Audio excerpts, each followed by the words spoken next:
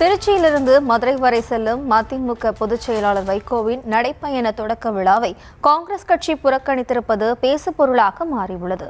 அழைப்புதலில் பிரபாகரன் படம் இருந்ததால் விழாவை புறக்கணித்ததாக காங்கிரஸ் தரப்பில் விளக்கம் சொன்னாலும் விழாவுக்கு வந்த முதலமைச்சர் மு.க.ஸ்டாலினை வரவேற்க விமான நிலையத்திற்கு கூட வராமல் இருப்பது சலசலப்பை ஏற்படுத்தும் விவாதமாக மாறியுள்ளது.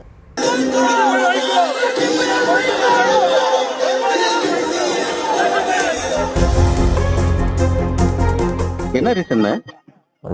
இது பிரபாகரன் படம் போட்டனால.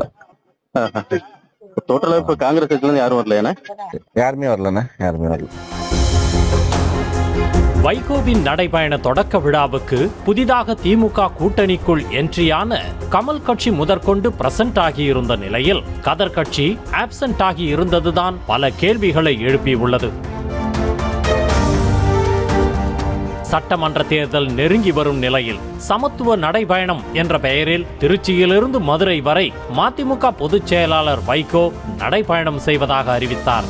நடைபயணத்தை திருச்சியில் வைத்து முதலமைச்சர் மு.க.ஸ்டாலின் தொடங்கி வைத்த நிலையில் கூட்டணி கட்சிகளான விசிக தலைவர் திருமாவளவன், இந்திய யூனியன் முஸ்லீம் லீக் கட்சியின் காதர் மொஹதீன், மக்கள் நீதி மய்ய கட்சி தலைவர் கமல்ஹாசன், காங்கிரஸ் மாநில தலைவர் செல்வ பெருந்தகை ஆகியோரது பெயரும் அழைப்பிதழில் இடம்பெற்றிருந்தது. அந்த வகையில் திருமாவளவன், காதர் மொஹதீன், கம்யூனிஸ்ட் கட்சியின் தொண்டர்கள் ம.நி.ம.வில் கமலுக்கு பதிலாக கட்சி பொதுச் செயலாளர் அருணாச்சலம் என கூட்டணி கட்சியின் படையே திருச்சியில் கூடியிருந்த போது சத்தமே இல்லாமல் காங்கிரஸ் கட்சி மட்டும் புறக்கணித்திருந்தது. நேரில் முறையாக அழைப்பு விடுத்தும் வைகோ நடைபயண தொடக்க விழாவை காங்கிரஸ் கட்சி புறக்கணித்தது ஏன் என திருச்சி மாநகர மாவட்ட காங்கிரஸ் தலைவர் ரெக்ஸிடம் தொடர்பு கொண்டபோது முதலில் அழைப்புதல் ஏதும் வரவில்லை என சமாளித்து பார்த்தார். பின்னர்தான் மென்று முழுங்கி அழைப்பிதழில் விடுதலை புலிகள் இயக்க தலைவர் பிரபாகரனின் படம் இடம்பெற்றிருக்கிறது என்பதால் தான் விழாவில் பங்கேற்கவில்லை என கூறினார். இந்த கூட்டத்துக்கு வரலீங்களா? இல்ல, நாங்க வரலண்ணா. இல்ல தலைவரும் வரலையானே?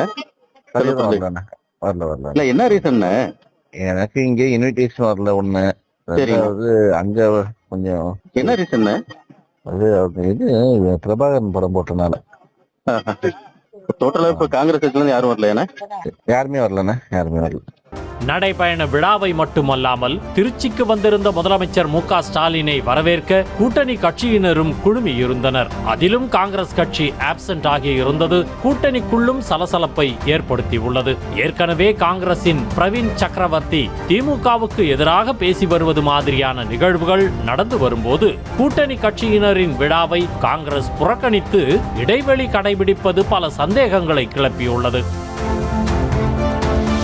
முன்னாள் பிரதமர் ராஜீவ்காந்தி கொலை வழக்கில் இருந்து விடுதலை புலிகள் அமைப்பினருக்கு எதிராக காங்கிரஸ் நின்று வருகிறது. இருப்பினும் கூட பேரறிவாளன் உள்ளிட்ட 7 பேர் விடுதலையின் போது ராகுல் காந்தி உள்ளிட்ட காந்தி குடும்பமே மன்னித்து விடுகிறோம் என்ற வார்த்தைக்கு மறுவார்த்தை ஏதும் பேசாமல் கடந்து சென்று விட்டனர். அப்படி இருக்கையில் திடீரென விடுதலை புலிகள் இயக்க தலைவர் பிரபாகரனின் படம் இருந்ததுதான் காங்கிரஸ் புறக்கணிக்க முக்கிய காரணமா, அல்லது பிரபாகரனை காட்டி வேறு ஏதாவது காரணத்தை காங்கிரஸ் மறைக்கிறதா என்ற கேள்வியும் எழுந்துள்ளது.